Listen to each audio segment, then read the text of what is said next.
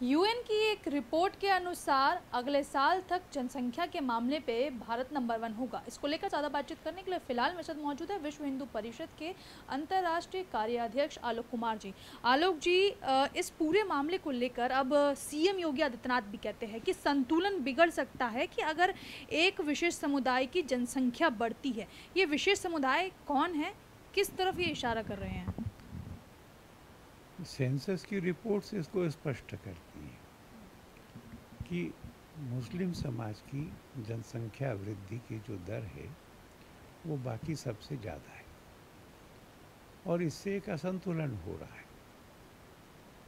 इसकी चिंता करने की ज़रूरत है, क्योंकि एक परिवार में जब ज़्यादा बच्चे होते हैं और गरीब आदमी के परिवार में जब ज़्यादा बच्चे होते हैं तो उसकी शिक्षा दीक्षा, उसका कौशल, उसका विकास, ये भी सब खतरे में होता है।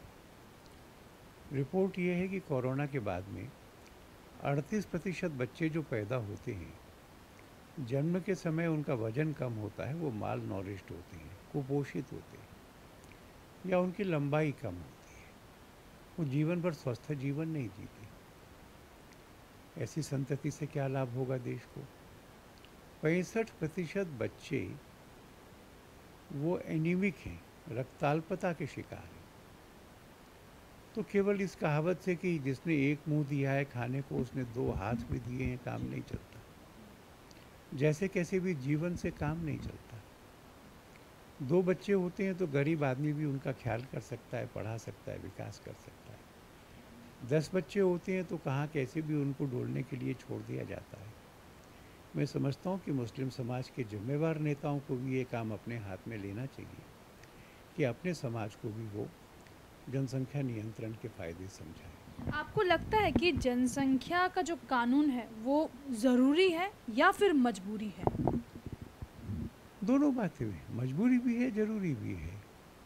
भारत के हिंदू समाज ने, ईसाई समाज ने, सिख समाज ने जनसंख्या के नियंत्रण की बात को स्वीकार किया है। मुस्लिम समाज उसको टालता है। वो ये भी कहता है कि उनके यहाँ का जो गरीबी है, अशिक्षा है, अभाव है, वो बाकियों से ज़्यादा है। वो राजेंद्र सच्चर की कमेटी का भी नाम लेता है। तो भाई फिर इसके लिए कुछ करना पड़ेगा ना। अगर बच्चे बढ़ते जाएंगे तो उतने बच्चों का बोझा कैसे परिवार उठाएगा, कैसे समाज उठाएगा। इसलिए ज़रूरी भी है और मजबूरी भी है। आपसे एक सवाल यहाँ पर इसलिए बनता है क्योंकि आप पेशे से वकील भी हैं और विश्व हिंदू परिषद के एक पद पे आसीन भी है। आपको क्या लगता है, क्या सिर्फ अशिक्षा का जो है अभाव ही जनसंख्या बढ़ाने में एक भूमिका अदा करता है, जैसे कि संभल के सांसद कह रहे हैं? अशिक्षा भी एक कारण है, पर वो केवल कह क्यों रहे हैं? बहुत सारे मदरसों में अक्षर ज्ञान नहीं पढ़ाया जाता, गणित नहीं पढ़ाया जाता, समाज शास्त्र नहीं पढ़ाया जाता, केवल कुरान हिज्ब कराई जाती है। अब एक 15 साल का लड़का है, बस स्टैंड पे खड़ा है, पूरी कुरान उसने याद कर ली है और बस का नंबर नहीं पढ़ सकता, तनख्वाह के पैसे नहीं गिन सकता। ऐसे व्यक्ति देश और समाज के लिए कितने उपयोगी होंगे? क्या मदरसा एक बड़ा जो है आपको लगता है कि जिम्मेदार है, क्योंकि कहीं ना कहीं जो शिक्षा है, जिस तरीके से आप भी जिक्र कर रहे हैं कि ज़रूरी है इन तमाम चीज़ों को जागरूक करने के लिए, क्या मदरसे को आप केंद्र मानते हैं? मुझे संतोष है कि उत्तर प्रदेश और आसाम ने मदरसों के लिए ये आवश्यक किया है कि वो उनको अच्छी शिक्षा दें। ऐसी शिक्षा देश भर में सब मदरसों में मिले तो अच्छा होगा। और अभी जो जिहादी शिक्षा कुछ मदरसों में मिलती है, उसमें रोक लगाना चाहिए। क्या जिहादी शिक्षा जो है बड़ा कारण है जनसंख्या बढ़ने का? क्या धर्मगुरु एक बड़ा कारण है जनसंख्या बढ़ने का? क्योंकि उलेमाओं के बयान देखते हैं तो ऐसे से बयानों की टिप्पणी होती है कि अल्लाह की देन है, ऐसे शब्द का प्रयोग भी होता है।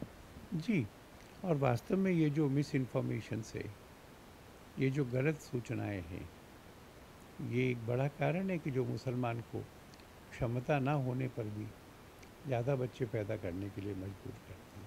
इसका केंद्र क्या मानते हैं, धर्मगुरु, मदरसे या फिर कुछ और? ये सब मिल करके।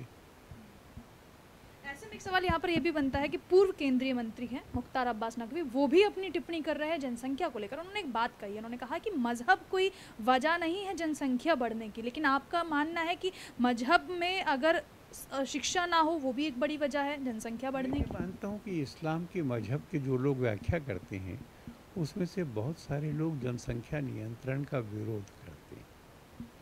जो आसाम के सांसद थे उन्होंने भी कहा था कैसा भी कानून बना लो, नौकरी मत दो, पर हम प्रकृति के रास्ते में नहीं आएंगे, हम परिवार नियोजन नहीं करेंगे, जितने भी बच्चे भगवान भेजता है हम स्वीकार करेंगे। ऐसी शिक्षाएं जो हैं ये भी हमारे विकास में दोषी है। चलिए, तो आप सुन रहे थे आलोक कुमार जी को, और इनका साफ तौर पर कहना है कि जनसंख्या नियंत्रण कानून मजबूरी भी है और ज़रूरी भी है। उसके वजह बिल्कुल साफ है कि शिक्षा ना मिलने के कारण भी लोग इन चीज़ों की तरफ अग्रसर होते हैं और जनसंख्या बढ़ती है। कैमरा पर्सन दुर्गेश के साथ मैं भावना, R9 न्यूज़, दिल्ली।